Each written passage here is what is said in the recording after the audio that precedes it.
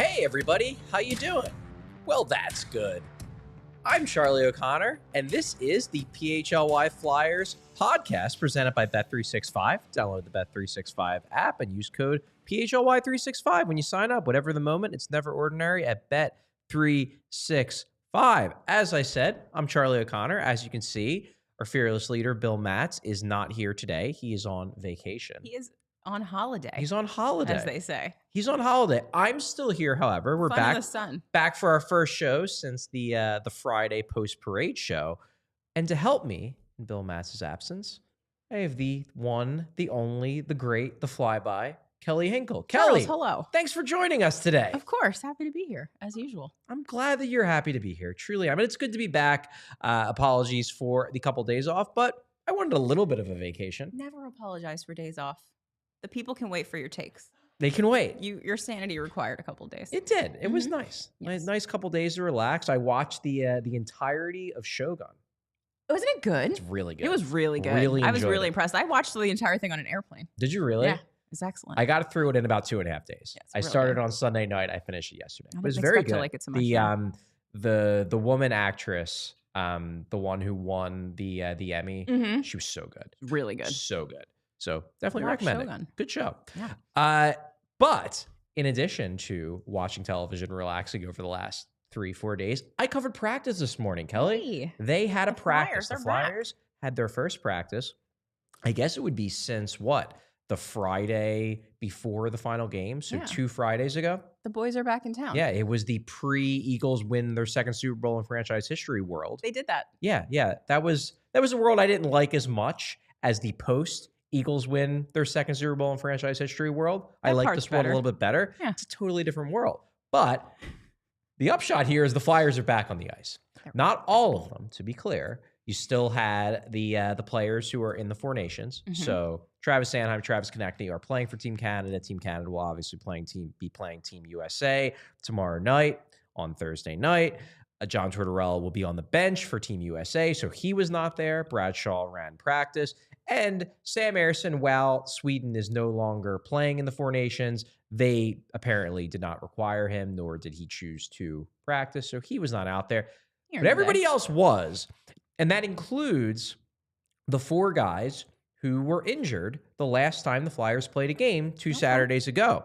Ryan Poehling, Owen Tippett, Yegor Zamula, and Rasmus Ristolainen all participated in practice. Now, it wasn't your normal practice. It was I would say a light skate is Okay. probably the best way to put it.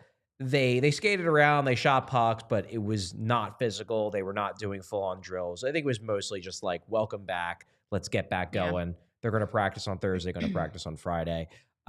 Even Bradshaw even said something to the extent of some guys were in non-contact jerseys. I didn't see any, but maybe they had some type of non-contact designation. Okay. So unclear if they're all going to be ready, but it seems like a good sign that everyone's back. The guy I was in particular really happy to see still pop up. He did pop up at the very end of the run before the break was Ryan Poehling. Yeah. Because you worry about concussion symptoms. Sometimes they can go away, then they come back. But if he was good enough to be skating with the team 2 weeks ago, and then after a week and a half, he's still feeling good, that strikes me as a very good sign for his availability moving forward. Yeah, it's a good sign that I think he's another guy that the break, like being totally off, Yes. probably really helped him recuperate a bit because your brain needs to rest after that kind of thing. Yes. So, Yeah. So we asked Bradshaw after practice the status of those guys, and he understandably doesn't know what he's allowed to say and what he isn't allowed to say, because not only is he just an assistant, he's an assistant under John Tortorella. doesn't want to get yelled at by Doesn't want to dad. get yelled at by dad. Yeah. And even though dad's away, he's away on business. You know he'll be watching. He's going to be coming back. Mm-hmm. But what Shaw said, and I talk about this in my post-practice notes video, which should be out soon, he basically said that based on what I saw in practice, it would surprise me if a bunch of them aren't back for Saturday's game against Edmonton. So I would Good guess, news. Tippett and Ristolainen seem close, Mm-hmm. even dating back to 2 weeks ago. Ristolainen was a game time decision for that Saturday game. Yeah. Tippett was skating. I would guess those guys will probably be back. Poehling, the concussion, but has been a week and a half. He was skating right before. Zamula was the one that they were iffy on, but he did practice and he looked fine. Did we ever even hear what the ailment was? In all honesty, I did not dig too much into that. I mean, it doesn't really matter at this point. It was just so curious because like they never call anything an ailment. And then we never heard anything else, and he was out for quite a bit of time. So it had to be something serious. Yes. But, like, it doesn't matter. I mean, when it comes to Yegor Zamula, I'd like to see him be healthy. I'm not rooting for him to be hurt. Sure. However, Emil. I will say that I am much higher on the upside of Emil Andre than Yegor Zamula. We got some Emil. If an injury allows Emil Andre to get more developmental time in the NHL, I'm not exactly shedding tears. No, not a bad thing at all. Exactly. But we did get another piece of big news before we get into our discussion of the last Flyers player to have a noteworthy performance in a hockey game. I want to talk about the piece of good news we got today. Our long national nightmare, Kelly, is over. Is it finally over? Have the plane stopped falling out of the sky? Jakob Pelletier has gotten his work visa. Hey, the Canadians are allowed in.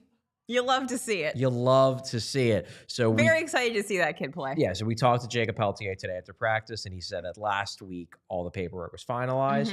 So Jakob Pelletier will be good to go for Saturday's game. Now, I guess it's theoretically possible that John Tortorella could scratch him. I don't know why he would. Well, you would think that he would want to get a look at Jakob Pelletier, but it's John Tortorella. John Tortorella does some off-the-wall crazy things on a fairly regular basis. So you can never be certain, but I would guess that Pelletier is going to play. And I guess what's your level of excitement to see what he's got? So I mean, obviously you're always excited to see a new guy, to see what he has. The fact that he was the guy that Calgary fans were more upset with losing than they were Kuzmenko, that's interesting to me because even, with the up and down AHL stuff, you kind of wonder, like, is this just a quad A guy? Like, is he even any good? I don't know, but the Calgary fans that I spoke to seem to think that he's got something. I know we're going to talk about it later, but Jonesy on Gargano this morning described him, I think, as an excitable young man or something like that. He like the vibe, I think, with Pelletier seems to be good, so that's always fun. But yeah, it's always nice to see your shiny new toy and see what kind of fun he's going to bring you. So I'm looking forward to it. Yeah, I'm looking forward to it as well. I kind of get the sense, and I was thinking about this actually over the weekend because, of course, I have to think about the Flyers on weekends, even when I'm off. It kind of seems like the way they talk about Pelletier is the same way that we think about Denver Barkey. Okay. It's almost like he is Denver Barkey, but like 1 inch taller and about 3 years older. Okay. But it seems like, because the way that I've heard Pelletier described, and I like Jakob Pelletier going into his draft here. It's that, undersized, he has skill, but man, he's all over the ice. He's noticeable. He's an energy guy. It seems very Barkey-esque. Okay. And it will be interesting, like, if Pelletier makes it and he proves that he deserves to be part of this long term, he impresses, he, finds his way into the room and carves out a spot.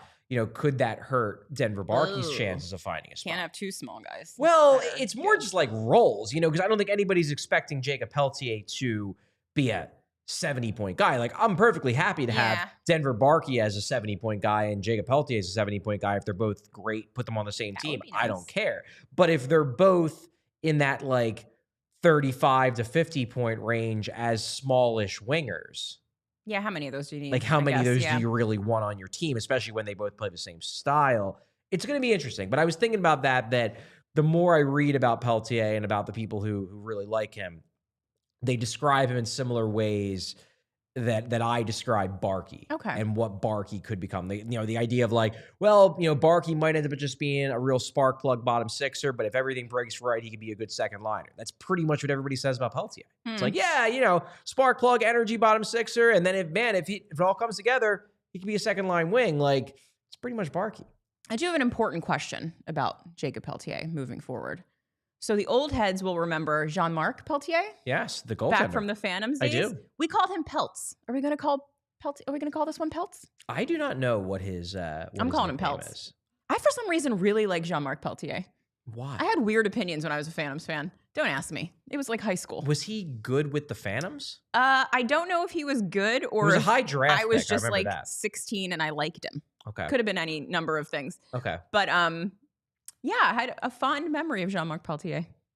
He never turned into anything. Yeah, I was going to say my memory of Didn't turn Jean-Marc into anything, Pelletier no. is that he was a total bust. He absolutely was. He played some games for the Phantoms and then he went away. Yes, because he, if I'm going back through and looking at this, Should we not he was the curse Pelts with 30th Pelts? overall pick Mhm. in 1997, and he played a grand total of 7 NHL games God bless. with an incredible 857 save percentage. Yo, he'd fit right in on the Flyers and right this now. was in the heart of the trap era. Yeah, we're not that's even true. we're not even It talking wasn't- yeah. we're not even talking about 15 shots a game. the late 80s, early Right, 90s right. when everybody was scoring. Nah, this was the Devils era, and he still had an 857 save percentage. He tried his best. I really hope he did. Mhm. Actually, you know what? Do we hope he did? Because that's where when someone sucks, When you someone's don't real want them, bad at it, You want to hope that maybe they weren't trying their best. that maybe they were sick those few weeks, and Yeah. that's why they performed so poorly. Maybe he just didn't feel like it. Maybe. I do that all the time. I mean, Just don't respect. feel like and it. you know what? I hope Jean-Marc Pelletier is I hope doing he's doing well well. Jean-Marc, if you're around, give with us a call. whatever he's doing. Yeah, I really Yeah. do. Hopefully he's having a good post-hockey I life. hope so. Except he just didn't pan out for the Philadelphia Flyers, which is a bummer. But anyway, Sorry. getting back Derailing. to what I wanted to talk about today as our main discussion point, Mhm. because we obviously did not have a show yesterday. On Monday night, Team Sweden played Team USA.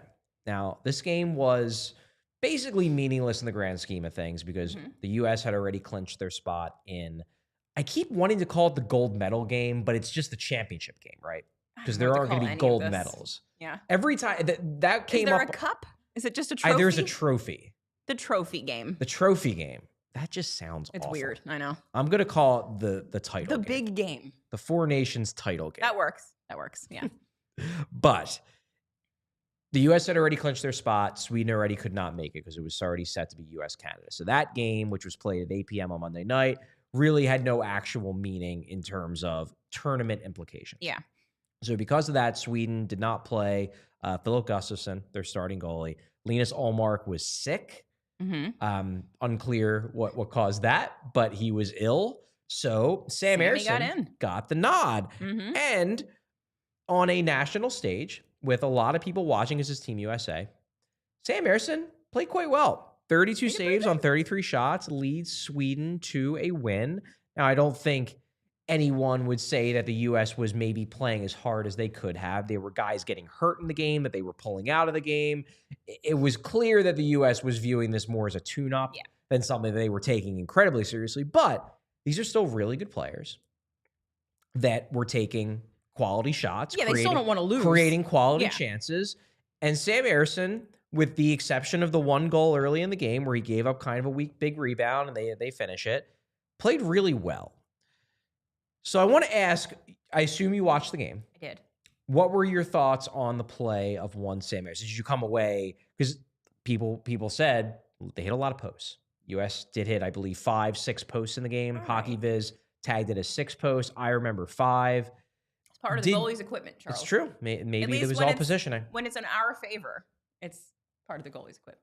Exactly. Yeah. But I guess my question is, how well do you think he played in that game? How impressed were you? So I do think he played very well, particularly since I'm assuming he went into this tournament thinking he wasn't going to see a single second It's very fair. of actual playing.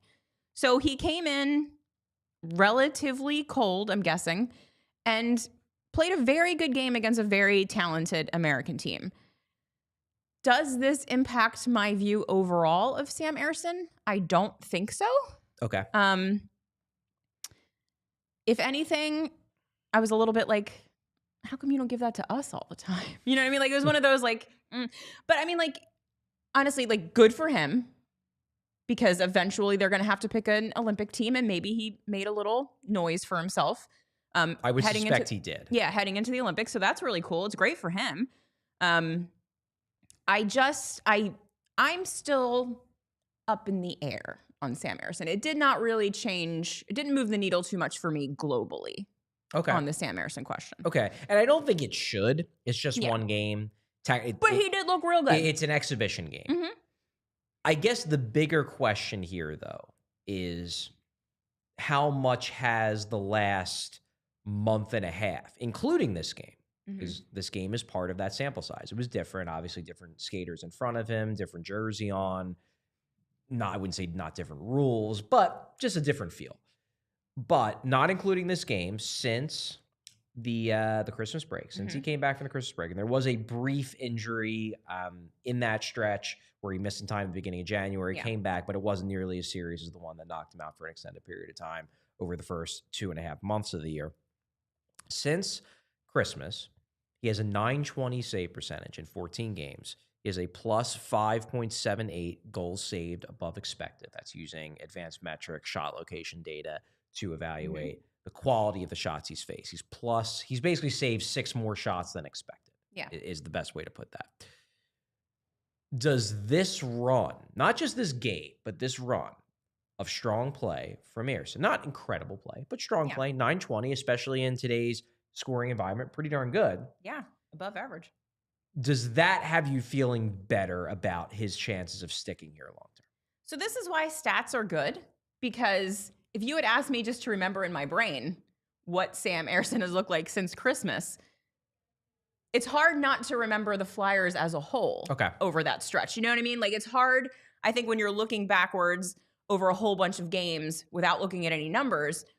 I don't care how good you are, you can't really remember the intricacies of any one player's game, I don't think. So in my mind, I didn't enter this Four Nations break thinking like, dang, Sam Ersson's really good. But those numbers are very good. Like, you can't argue with those numbers. I still, for some reason, I still don't trust him to put it together for a whole season. Okay. And I think that's kind of where I'm at with him. This is obviously super promising. It'll be interesting to see what he looks like coming out of this break. Like, will he continue with the momentum that he got from this game against the U.S.? That'll be cool. Like, will he just have one of those random Sam Ersson clunkers where, like, 5 minutes into the game that he doesn't have it, and that's just how it's going to be. I think it's more of like, for me, I think I can't really update my Sam Ersson opinion until the end of this season, and we can look at the whole thing and be like, you know what, with what he was given as a team in front of him, pretty good. Confident with him going into next season. I don't think at this point, like, there was a time when the old goaltender who we don't talk about, you looked at him and you were like, yeah, that's the goalie of the future. Yeah. We have our guy. We are set on goalie for the next decade.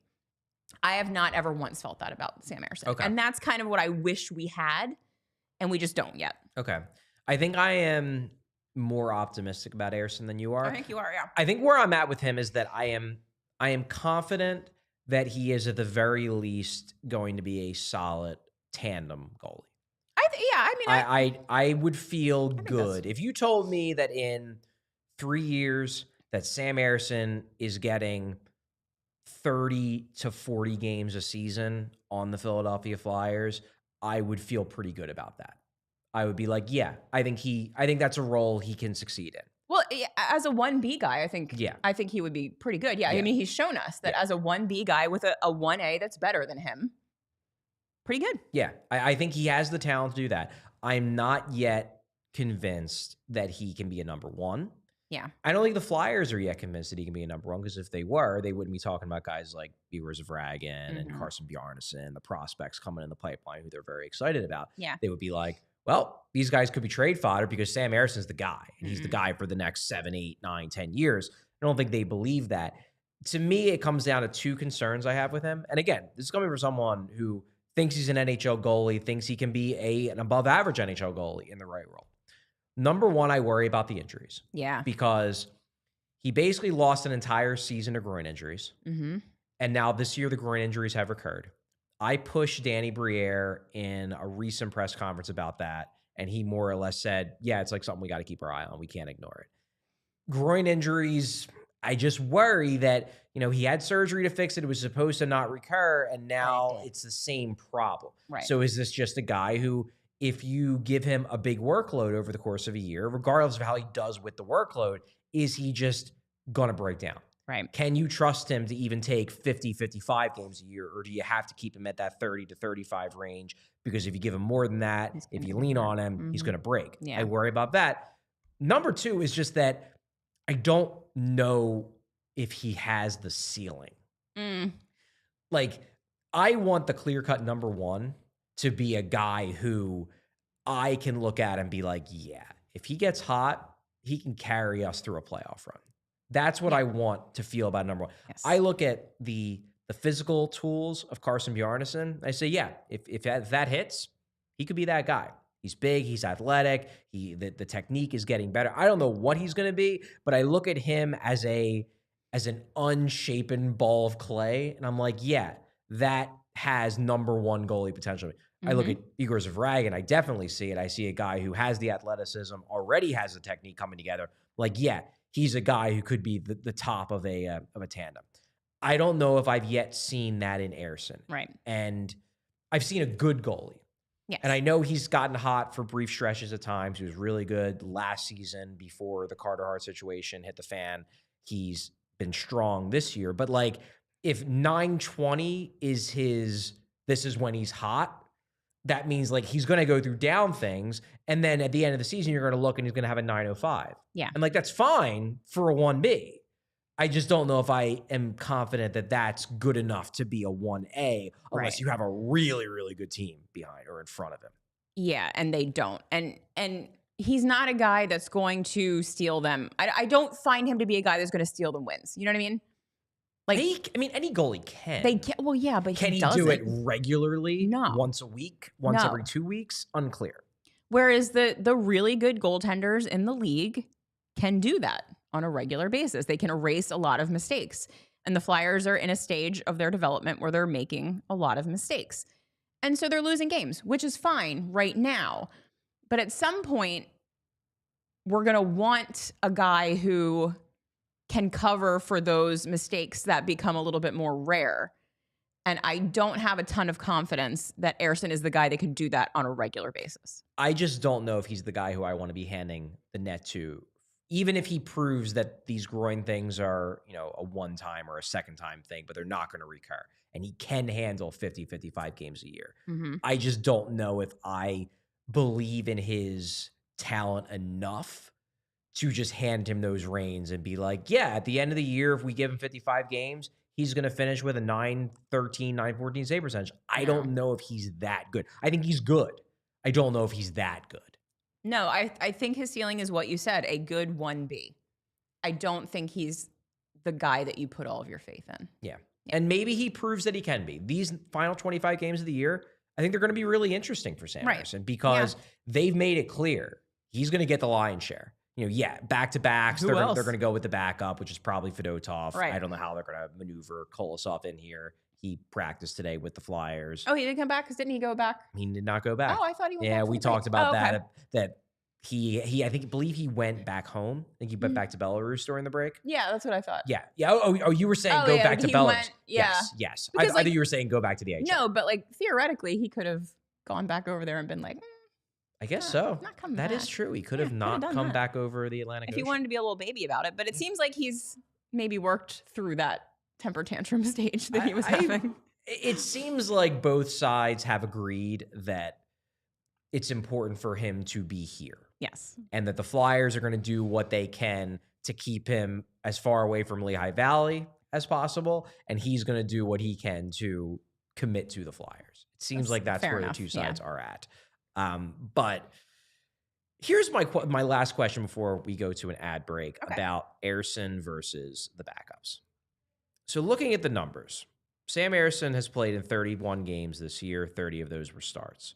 He has an .896 save percentage. It's not great. It's not terrible given the fact that the league average is around 900, but it's below league average. Yeah. Ivan Fedotov's save percentage is .877. Alexei Kolosov's save percentage is .870. So Ersson has a 19-point edge over Fedotov, a 26-point edge over Kolosov. He's clearly the best guy we've got. Obviously. Yeah. But here's my question. How much of that do you think that the Flyers have created a shooting environment that there is no way a goalie could have good save percentages, and that Ersson being that much better than his backups shows that he's actually stealth quite good? Or do you think the backups have just been so true talent bad that you can't be like, well, he's 20 points above his backups, so in the same environment, he's been better than everybody else, so actually he's good. You see what I'm getting at here? Por qué no los dos? Por qué no los dos? Yeah. Okay. I mean, isn't the whole point of save percentage that, like, you know, you've saved this percentage of the shots. So if you faced 15 or you faced 30, you stopped that many of them. It's fair. It's like, I'm assuming that's why it's not really the favored stat when you're looking at goalies anymore these days, because it's more of a team stat, really. It is, but it's more, I would say save percentage is a better individual stat than like goals against average. Yeah, that's true. I mean, you make a fair point. The team stinks. So it is like, what do you expect from these guys? They are human men. It's kind of one of those questions. Yeah, like, is the goaltending bad because the team defense is bad, or is the team defense look bad because the goaltending is terrible? I mean, like, if you put Shesterkin in there, obviously I'm not expecting Sam Ersson to be that good, but like if you put him in there, he's probably stopping a ton of those shots that Sam Ersson doesn't stop because he's just better than him. And I do think that the backups being so bad have kind of has led to, I think, Ersson people having such a favorable opinion about him. Do people have a favorable? Because like, it seems like I'm getting the sense, and maybe this is just not even a Flyers fan thing. This is just a hockey fan thing. It seems like when it comes to evaluating goalies, everybody just evaluates them based on their general vibes about how they've played over the previous 2-3 weeks, rather than their actual view of their true talent. Because there was a time when Sam Ersson, where everybody in my mentions was talking about how terrible he was. And now I have people in my mentions saying, yeah, he's number one. Is it just because it's like object permanence? The last thing we saw from Ersson was a good game, so he's good. And then if he comes back on Saturday and gives up 6 goals to the Oilers, it's going to be he stinks? Flyers fans do be like that. With not even just goaltenders, with pretty much everybody. Like, somebody has one bad game and they suck. And then they have one good game and it's like they're awesome. Right. So, yeah, I don't know. I'm just unclear if fans are actually coming around on Ersson, or is it just that... Tell us in the comments if you like he's Sam been Ersson. on a good run, and therefore I'm happy with him. And then the minute he has a bad game, I'm going to say he stinks and isn't very good. And I'm also wondering if, like, right this very second, like, you know how, like, if a prospect looks good in 2 World Juniors games, all of a sudden you're like, oh my God, it's the next Connor McDavid. Yes. You know, Sam beat the Americans as a backup, played really well. So now all of a sudden he's, you know, lights out Sammy. All of a sudden he is lights out Sammy. And if you don't want to be lights out first, don't want to be lights out, listen to our ad reads. But if you don't want to be lights out, check out Rothman Orthopedics. Joints aching, hands cramping, back out of whack? Rothman's got you. At Rothman Orthopedics, practicing specialized care has been their passion for over 50 years. Their mission, high quality, compassionate, and affordable care rooted in research. Research leading to new treatments and better outcomes. Each Rothman doc is laser focused on their specialty: hip, knee, spine, you name it. They have a team for each body part right in your backyard. Since 1970, Kelly, their physicians have remained committed to research, innovation, and minimally invasive procedures to get you back to what you specialize in. They're Rothman Orthopedics, and they specialize in you. Rothman proudly serves dozens of communities across Pennsylvania and New Jersey with 30-plus convenient offices, urgent cares, and walk-in centers. Patients will find the full spectrum of orthopedic care at Rothman Orthopedics. From diagnosis to discharge, they provide their patients with every service and procedure necessary, such as x-rays, orthotics, and braces, MRIs, physical therapy, and more. It's not just the volume. 255,000, by the way, of new patients and consults that Rothman is most proud of, but instead, their commitment to improving each of those patients' lives through their service and care. Year after year, Rothman consistently perform among the highest volume of hip, knee, shoulder, and ankle replacements in the country, over 60,000. And for more than 50 years, Rothman has participated in thousands of groundbreaking research and clinical trials with the goal of advancing knowledge, developing treatments, and improving outcomes for the benefit of our patients. Rothman Orthopedics, specialize in orthopedics and you. Visit rothmanortho.com/PHLY to learn more and make your appointment today. And you know what I would say Rothman Orthopedics are not? What's that, Charles? They're not ordinary. No, sure They're not. extremely not ordinary. Yes. They are extraordinary. And whatever the moment, if you're doing sports betting, it's never ordinary at Bet365. Bet365 has 90 million users worldwide and live streams 780,000 events each year. They've pioneered live in-game betting, and today, Bet365 offers the widest range of games and markets available for live in-game betting across 78 sports. Kelly, we're getting closer to the return of actual NHL, which means the return of the NHL early payout offer. And with the Bet365 early payout offer, you're a winner if your team gains a 3-goal lead with an instant payout on straight bets and parlay selections marked as winners. So download the app and use code PHLY365 when you sign up. And Kelly, Yes? breaking news from Bet365. New customers now get $150 in bonus bets when you bet $5, win or lose. Sign up, use the code PHLY365 again, deposit $10. Place a bet for $5, get $150 in bonus bets if your bet wins or loses. Bonus bets can be used on the spread, totals, player props, futures, and more. Whatever the moment, it's never ordinary. At Bet365, must be 21 years or older and physically located in Pennsylvania. If you or someone you know has a gambling problem and wants help, call 1-800-GAMBLER. Kelly, Yes. we are back. And now, Crush those reads, by the way. guess what we can talk about? What's that? We can talk about the fact that President of Hockey Operations Keith Jones was on the Anthony Gargano show this morning. He was. He came on the show for a good 15, 20 minutes. Yeah, it was a good. Chatted with the Cuz about the hockey team, about Four Nations, about future plans.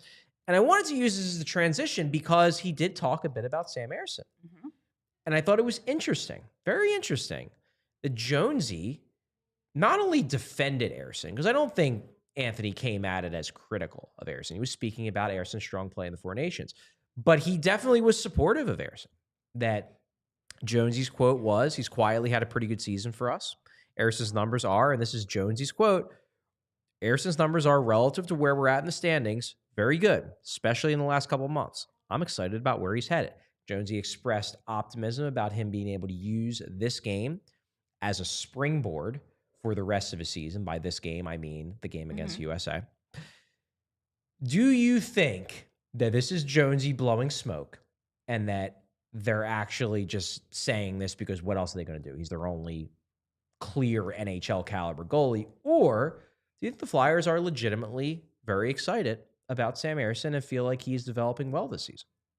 Oh, I think he believes that. Okay. Yeah, I don't think this is probably just me being very naive and silly. Like, I'm a total mark, but like, I don't think Keith Jones blows a lot of smoke. Like, Really? I not really. I think he's Like, I think strategic he's- in what he says. Yeah, I think he definitely, like, he would never say like, well, he stinks. Like, he's not going to say that. Sure. But I don't think he would like give a bunch of like effusive praise to a guy that he just thought was okay. Like, he's going to tell you what he thinks in a very political way because he's the president of hockey. Sure. I'm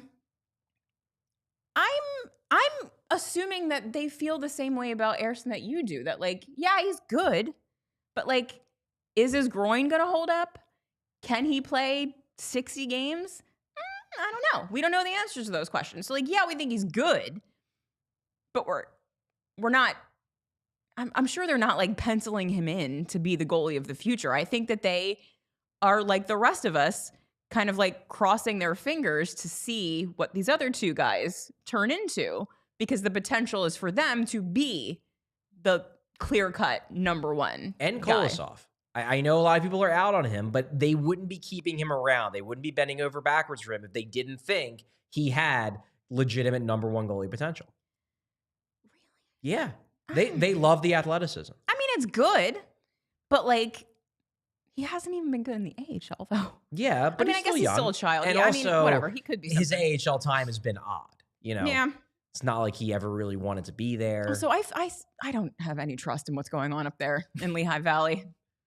You know, the head of the snake up there. I don't know what's going on. You just don't trust Ian LaPerriere, do you? Sure don't. All right. Well, But anywho, I'm sure that Keith Jones likes what they have in Sam Ersson and thinks that there's something there. but I also would be very surprised if they are counting on him to be their even top of a tandem goaltender in 3 years. I think that he was being sincere in the sense that, because I thought it was interesting he pointed this out, that they believe that his struggles over the first 3 months of the season were mostly due to the injuries.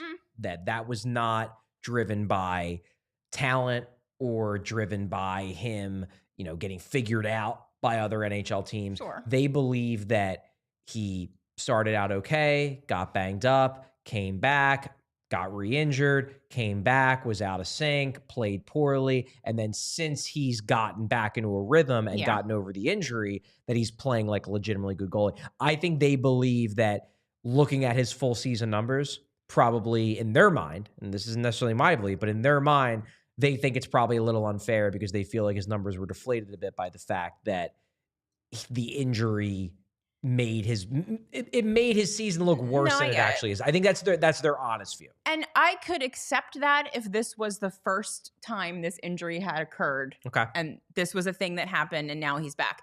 But this is like, if this injury is going to be something that once a year, we're just going to have to know that Sam Ersson's going to go down with a groin injury once a year. Like, and then he's crappy when he comes back because he's got, you know what I mean? Like, those are things that are happening. Like, that's his performance. So it's just like, I don't know. You can't count on him to be healthy, I think, for a full season. Yeah, and I think back to like Michael Neuvert, where, once you start having groin injuries and then they start recurring, then they become more frequent because what is a new injury and what's just a recurrence of the existing injury that never actually fully healed because you play a position that is extremely demanding on that area of your body. Just worries me a little bit. But I do think that the Flyers were being sincere and Jones was being sincere when he was saying that they believe that absent the injury, his save percentage would look better. That there were some games, that he needed to get himself back into a rhythm where he didn't play well. Yeah. And that was in no small part driven by the injury. I mean, I could buy that. So that was the first thing that jumped out at me from the Heath Jones interview with Anthony Gargano this morning. Another thing that jumped out at me, and this is where I do want to play a clip from the interview, because this has been a big topic of conversation, I would say, over the last 2 months, 2.5 months, basically ever since 2025 draft ranking lists began to come out. Obviously, there are a lot of them, but probably not as many as you think. There's Corey Proman and Scott Wheeler at The Athletic. You have Craig Button over at TSN. You have the McKenzie lists that are basically just taken straight from scouts. You have the great people at Elite Prospects, EP Rinkside. You've got some people at Sportsnet. So you have some, but it's not like there's hundreds of these lists. Right. There's like probably about 5 to 8 thought leaders in the public sphere that drive a lot of this discourse. Now, the Flyers, if you remember last season, at last year's draft, they obviously traded away the 32nd overall pick to get a first-round pick for this year. And one of their justifications, their primary justification was, we think that the 2025 draft is deeper than the 2024 draft. That's why we pushed it back. Then the list started coming out, and Corey Proman, I believe, is especially driving this bus, where the messaging from a lot of these experts was, this draft stinks. It was very negative about the 2025 draft class. And that didn't fit with what we had heard from Danny Briere and Keith Jones and Brent Flair. And that resulted in a lot of people online, especially grumbling. Yeah. Basically being like, oh, so you got all these picks for this draft and it's a crappy draft. Great. Another example of the Flyers being incompetent idiots. Keith Jones notably pushed back on that a bit in this interview. And I thought it was interesting to hear exactly the way he explained it and why, at least publicly, the Flyers are contending that, yes, this is still a decent draft. I'm excited. I'm excited about what's out there. There's a lot of quantity. There's not the high end, there's not a Celebrini necessarily draft, but there's a lot of really good quality players. And there's a lot of good, positional players that we like that, centermen are out there. There's, a decent amount of defensemen as well, but there's some really good centers throughout the first round. So, and then it gets deeper even after that. So there is a lot of quantity, which is good, especially when you have 7 picks in the first, probably within the first 50 picks this year we'll have, and maybe we'll add more at the deadline too. So, all right. So that was Keith Jones. So Jonesy wanted to make it clear that he believes that the evaluation of this draft as just being garbage, which is kind of the way that some of the public analysts, not all, but some, have presented it, and some people online have kind of ran with that. He wanted to express as his opinion that they're wrong, that this is actually a better draft than it gets credit for, that it's getting dinged because there isn't a Macklin Celebrini, like a clear cut, this guy is going to definitely be a stud at the top, and that it has fewer guys in that top tier. Last year, I would say the non-Celebrini, but real chance to be a top of the lineup elite guy, the blue chip prospects, that went from probably about like 2 to 13 or 14. Yeah. This year, it seems like it goes from 1, because there isn't a Celebrini. Right. So like 1 to like 5 or 6, maybe 4, probably closer to 5 or 6, depending upon your view of a couple other guys.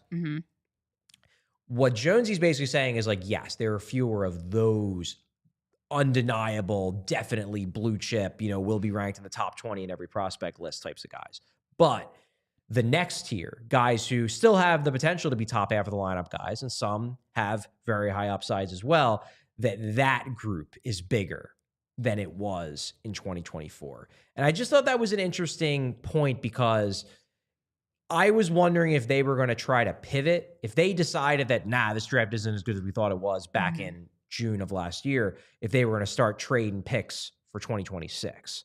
Right. Seems like they still think this draft, especially, and he noted it, at the center position, is stronger than last year's in terms of depth, in terms of sheer number of quality guys.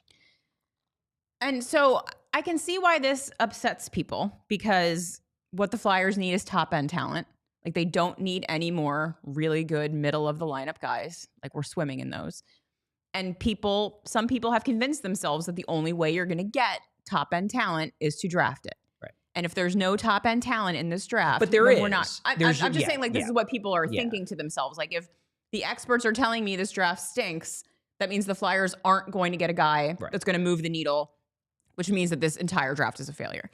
This is where we're going to get to see if they end up making all of these picks, which I still seems very unlikely. I don't think they're going to make them all. It's just so many. But I came away from this thinking more likely that they make most of them. Yeah. This is where we are going to learn how good the Flyers scouts are and how good Danny Briere is at collecting all of the information that he gets from these guys who are out on the road watching these kids and coming to the right conclusion. Because it's still up to him to make the pick, like we saw with Hextall. Sometimes the general manager is not always going to listen to the scouts if he's got an opinion of someone that he thinks is good. Right. It's going to be a little bit of a test, because teams do find game-changing players later in the draft. They can. It's happened before. It has happened before. It has happened before. So it's not like it's in... We've said this a million times. Every one of these draft ranking lists, every one of these experts is guessing based on available evidence. But there's no guarantee on any of these kids. Number ones bust all the time. Guys picked at 30 turn out to be really good. Like, it happens all the time. And the Flyers need to be a team that is capable of finding the Claude Giroux at the back half of the first round. Yeah. Because that's, the corner that they've painted themselves into. I am operating under the assumption that Danny Briere can do that better than past general managers have, which is just blind faith, because he's not had to do it yet. And also, even if he did do it last year, like, it takes forever to find out what these kids are going to be. So you don't really know. Like, this is like a 5 years. We're not going to have the answer to this question. I don't know. It's interesting because I don't think that the Flyers were alone last year. I seem to remember a lot of conversation at the draft about this year's draft being better than last year's draft depth-wise. Like, I remember that being a conversation. I don't think that the Flyers were just like, we think it's better and nobody else does. Like that, I don't think that's what happened. So it wasn't a bad gamble for them to make. But it is going to be a test for them to see if they can find some diamonds in the later parts of this draft.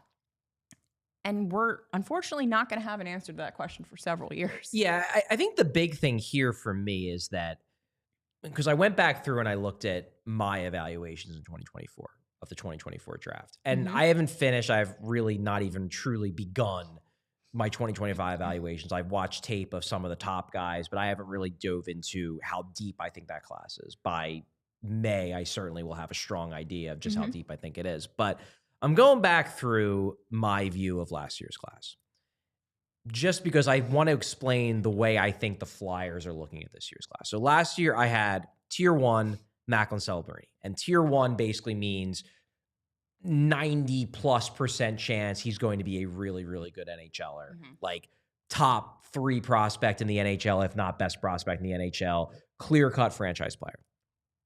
Then I had tier 2, which was 2 through 14. My number 2 was Ivan Demidov. My number 14 was Beckett Seneca. And that was the tier of all of these guys could be good enough to be franchise players. I think they have the theoretical ability to be true top of the lineup, impact guys, but they don't have anywhere near the certainty of Celebrini. Right. That was tier 2, the like clear-cut blue chip prospects, but not coming with the, oh my God, it's Macklin Celebrini type of stature. Then I had a tier from 15 through 24, starting with Michael Hayes and ending with Trevor Connolly, that I viewed as clear-cut first-round prospects. Now, these are guys where, yeah, any of these guys could also become stars. I don't think they have necessarily franchise player potential, but they have clear-cut top half of the lineup potential. I see a clear path to them being, you know, a top-line forward or a top-pair defenseman or maybe a number 3 defenseman at worst. I think what the Flyers are basically saying, what Jonesy's basically saying is, tier 1 in this draft really doesn't exist. There isn't a Celebrini. Tier 2, so that Demidov through Seneca tier, isn't as big. Instead of it being 13 players, it might be 6. But tier 3 is much larger than just 10 guys, like the 10 guys that I pay. And obviously the Flyers are going to have a different view of it than I will. But this is just giving you an idea. Like he mentioned about centers, that this is a much deeper draft for centers. I'm going back through here.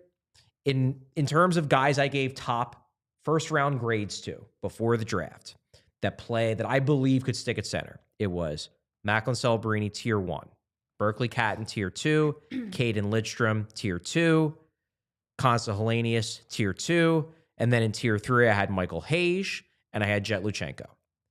That is, I believe, 1, 2, 3, 4, 5, 6. That's 6 centers with a first-round grade. I think what the Flyers are saying, what Jonesy is saying, is that they see a lot more than 6 centers with a first-round grade in this draft. I think that's kind of where they're coming from. Now, as you said, they're going to have to find them. Right.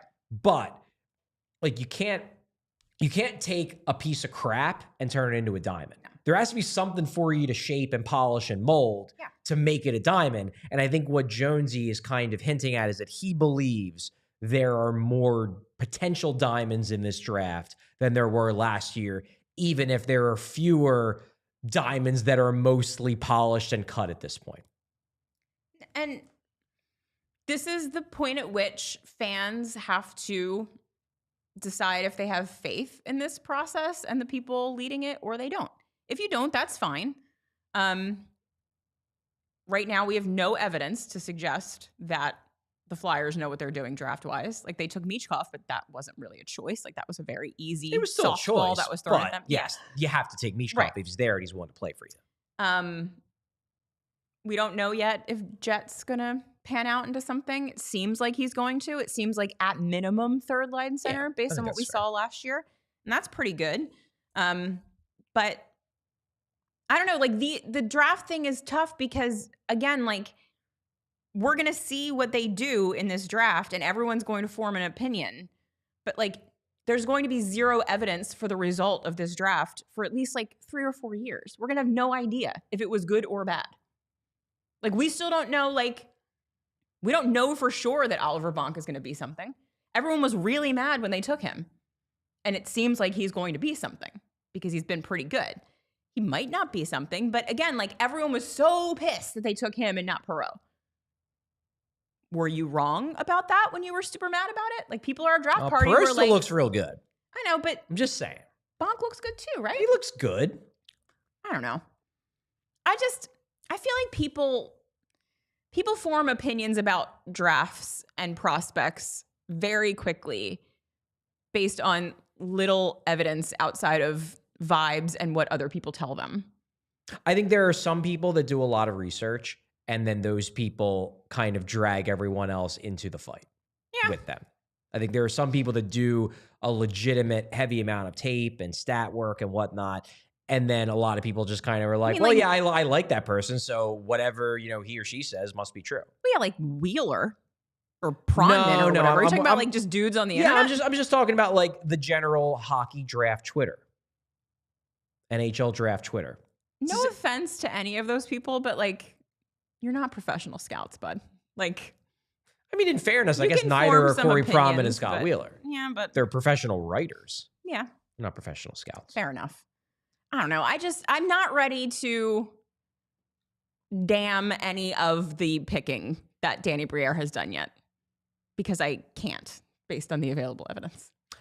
Well, I think one thing we can agree on is that Danny Briere, in doing his draft selection process, is looking for some golden nuggets. Oh, that was so good.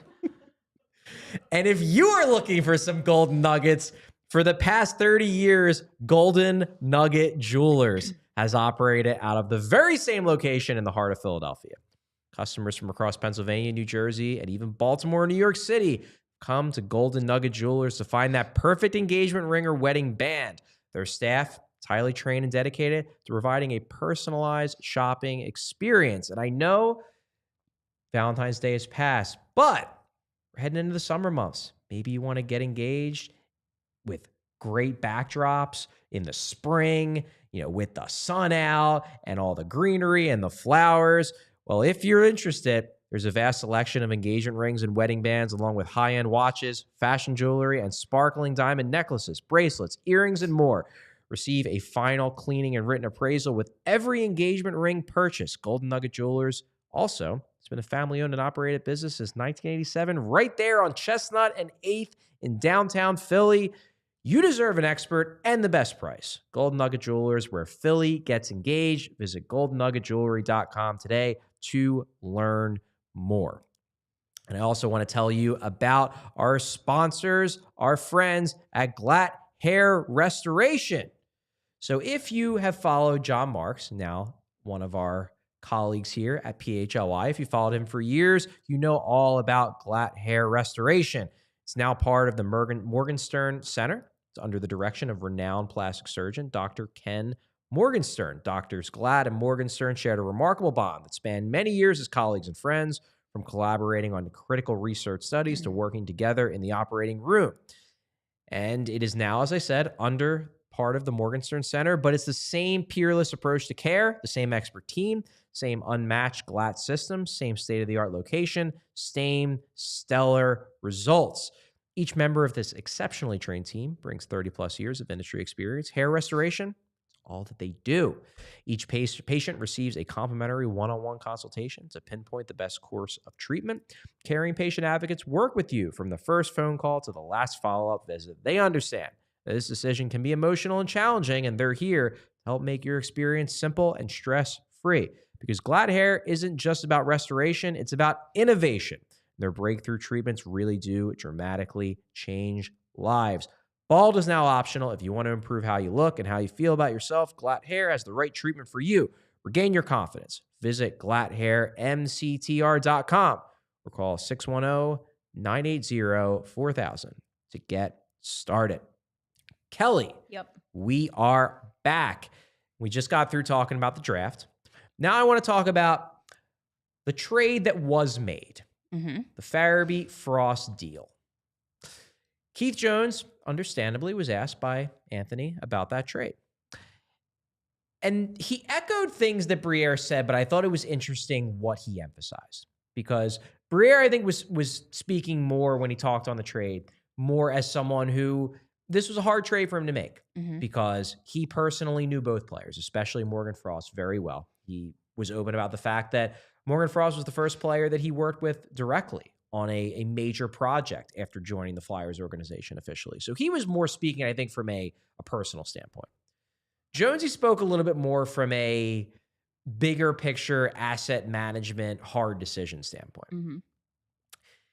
And the big takeaway I got was the quote from Jonesy about, most importantly, we opened up cap space.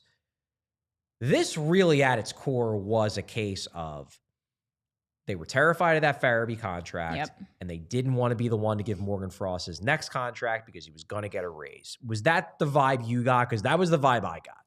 Yeah, 100%, because later on he said that, if a player becomes available, they want to be in a position to be able to pounce. And so it was very clear that this move was more than anything about opening up cap space to give them that ability to, if a big name free agent becomes available that they want to take a look at, they're able to do it. This was the most interesting part of the interview for me. Okay. For those that didn't watch it yet, it was framed kind of like around, this is what the Eagles did. This is why the Eagles are good. Are the Flyers going to be able to do these things that the Eagles did, which was mostly like make tough decisions on players that you like in order to move the team forward, which, I don't football that hard. So I don't know if the Eagles have done that or not, but Anthony made it seem like they have. I don't know yet that I believe that the front office is able to make those decisions, because I don't believe, like I'm sure Danny Briere really liked Morgan Frost as a person. I'm sure he really liked Farabee too. But I don't buy that those were like difficult decisions. Scott Laughton would be a very difficult decision for them to make. I don't know that they're capable of making it. Risto would be a difficult decision to make because they obviously really like him. The defense is on the small side. Moving Ristolainen leaves a bit of a hole that they're going to need to fill. I am not 100% sold on this front office making those kinds of hard decisions where you're like, both Farabee and Frost were underachieving here. They weren't doing what we thought they were going to do. So at the end of the day, not really tough decisions. I feel like on the ice, for the most part, Scott Laughton gives you what you expect from a guy like Scott Laughton. Rasmus Ristolainen has improved since getting here. So those are guys that bring positives to the team. And if you decide to part with one of them because you think that it's going to make the team better in the long run, that's the kind of difficult decision I want to know that they're able to make. And I don't know if I believe that they are. Well, I think the distinction between, if you're comparing Farabee and Frost to Risto and Laughton, the distinction there is that they looked at it with Farabee and Frost, that Farabee's contract is already underwater. He's already not providing value up to his cap hit. He is not a $5 million a year player, and they believe that the longer they kept him, the more obvious it was going to be that in Philadelphia, he was not going to be a $5 million a year player. And they looked at Frost and they're like, okay, this is a guy who right now is providing us surplus value. He is delivering more value than low $2 million cap hit. But on his next deal, then he's going to be overpaid for what we can expect him to provide in Philadelphia, in this system, under this coach, in this organization. So we need to get out from under both of these contracts now while they are still palatable to other teams. Laughton and Risto, on the other hand, they believe are on good contracts, or at least not bad contracts. So that is the big difference from my perspective, is that they look at it as there was urgency to get rid of Farabee and Frost because we need to sell them before they are unsellable. Whereas they're looking at it with Laughton and Risto, they're not unsellable and they're not going to become unsellable anytime soon. So you need to bowl us over with an offer. If you want one of these guys who are on what they view to be good contracts. And before you answer, we appreciate those of you watching on TV. Head over to allphly.com for more of the show. Yeah, so that's what I mean. Like, this trade was not a tough decision for the reasons that you just named. It made a lot of sense. Well, it was a tough decision in the sense that what if they're wrong? What if they're wrong and either of these guys in another place plays real well? And then you're like, well, yeah, obviously I would have given Morgan Frost $4 million a year if he's scoring 70 points on Calgary. Well, like most things, and I hate like always trying to kick the can with these kinds of assessments, but like It depends.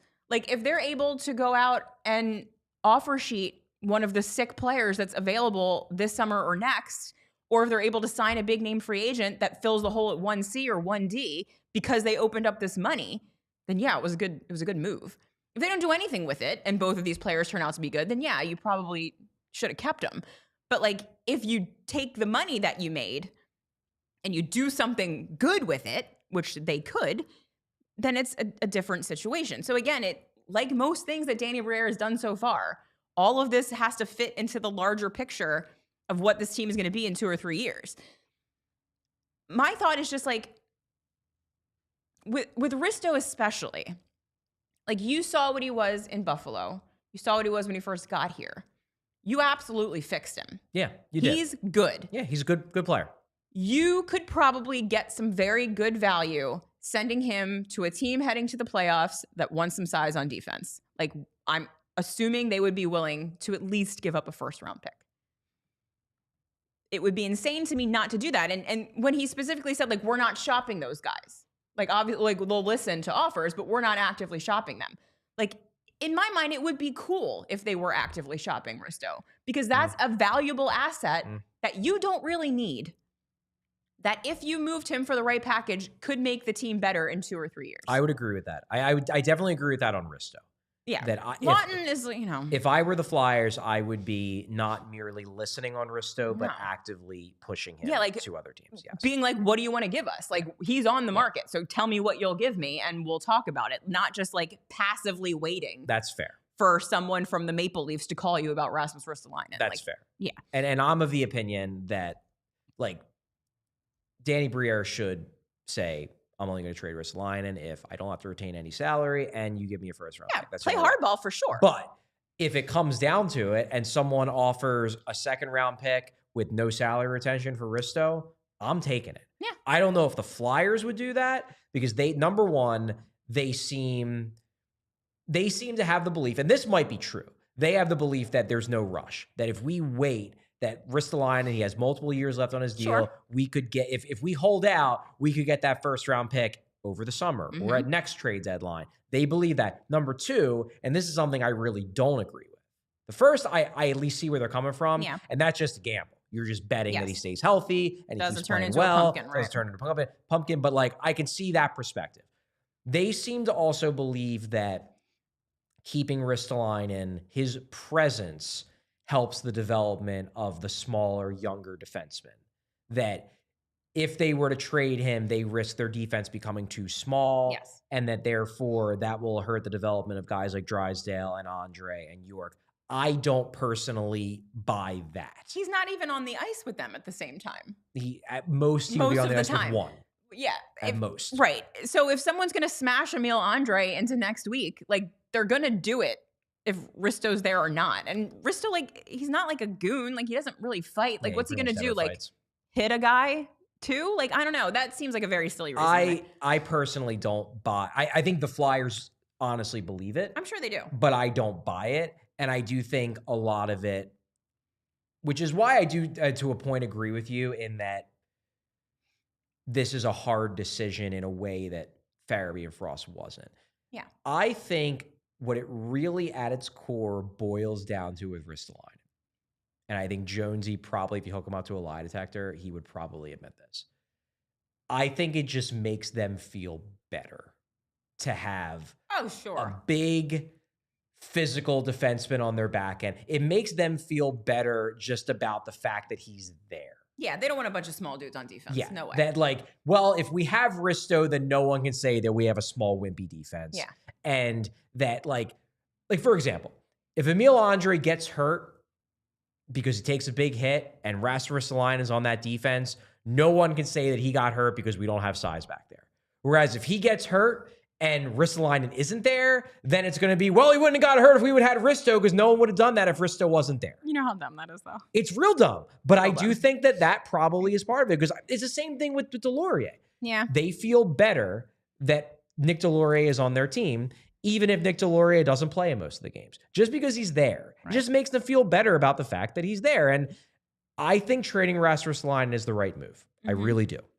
Because I worry about if you keep him, yeah, maybe somebody caves in the offseason. But if you keep him and then nobody caves in the offseason and then he gets hurt in game 10 of next season, then you're stuck with that contract and you can't get anything for him. That's why I think it's the move to trade him now while his value is high. But I can at least accept we want to play hardball and we want to hold to our ask. I am less willing to accept our defense will be real small if Risto's gone. Well, okay. Cool. Yeah. I would agree that you don't take anything. Like, you don't need to trade Risto, so you don't just take whatever you can get. Absolutely play hardball on the offer, but also you should be shopping. Like, if you're that worried about it, bring up Hunter McDonald. Yeah, he's real big and hits people and, pops people in the mouth after whistles. Good enough. Like, sure. You know what? Is he as good as Ristolainen? Almost certainly not. No. Not yet, at least. But if that's really that important to you, then bring him up. Don't let the fear of having a small defense right now terrify you from trading Ristolainen when you have bigger defensemen on the way anyway. Agreed. That's my view. Agreed. Okay, well, I think that about does it. A super chat. Oh, we got a super chat. Gary B slipped in under the wire. Gary B, Charlie, Bill, and Hanks, hope to see you both. Well, actually, it would be all. That's 3. But maybe he was just referring specifically. Do you want to be there? I mean, I could be. I got nothing to do. Well, then you're welcome to be there. All right. We're going to be at the 3 chairs. We are going to be at the Flyers Carnival on Sunday. We're recording, I believe, live, but definitely a show during the day. We're going to have a lot of interviews with my bestie Dan Hilferty will be there. Look at that. Jim Jackson, Lou Nolan, Dan Hilferty, Keith Jones, Brad Shaw, Tim Saunders, and more. We're going to be there. So, Gary, hope to see you there as well. Tune in at 11 a.m. to 12:30. And also, I think Bill and I are getting dunked in the dunk tank again this year. So that's happening. You love to see that. I mean, some people love to see that. I personally don't love to see it, but, Line up to throw balls at Charlie and Bill for charity. Beautiful. Okay, well, that does it for today's episode of PHLY Flyers. Thanks for watching, and thanks for those listening on podcast channels as well. Please subscribe on our YouTube channel. We've added a ton of new subscribers over the last few weeks, in large part due to the excitement around the Eagles winning the Super Bowl. They did that. People forget that, but they won. Mm-hmm. They won the Super Bowl like 2 weeks ago. It was real cool. We had a parade. Please subscribe and watch. We will be back on air tomorrow at 4 p.m. And I believe Bill Matz will be back for that show. So tune in then. Thanks for watching, everybody. We all silly like the mayor.